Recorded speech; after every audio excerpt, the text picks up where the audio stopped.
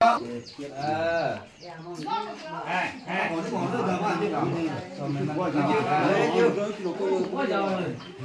อ้จะโคยยังเลยหลังจากนั้นเนาะเขาตักบ่วงสิเนาะตักบ่วงต่อน้ำตัวนี้เนาะตักบ่วงให้มันเต็มสิเนาะแล้วก็เอาใส่เลยเนาะถือว่าต่อตุกหนึ่งตัวนี้ต่อหนึ่งบ่วงตัวนี้เด้อ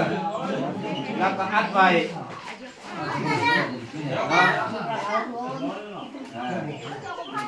หลังจากเขาได้ตัวนี้แล้ว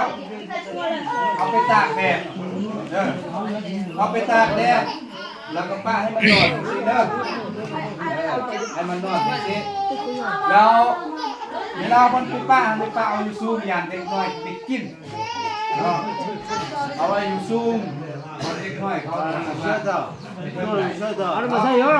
แล้วเขาป้าไว้ประมาณ15 มื้อ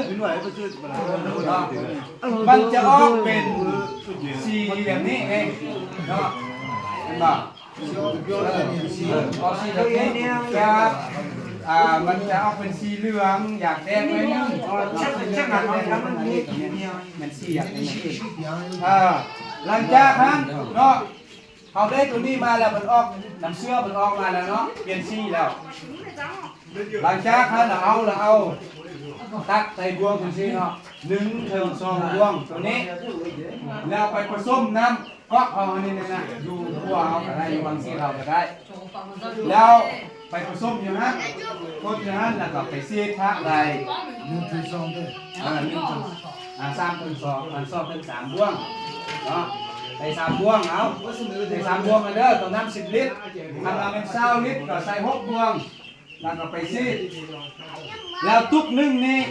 มันสามารถขยายเสื้ออีกได้5 ตุกเนาะเอาตัวนี้แบ่งกันอย่างนี้1 2 3 4 5ก็ได้5 ตุกเนาะตุกเดียวนี่นะ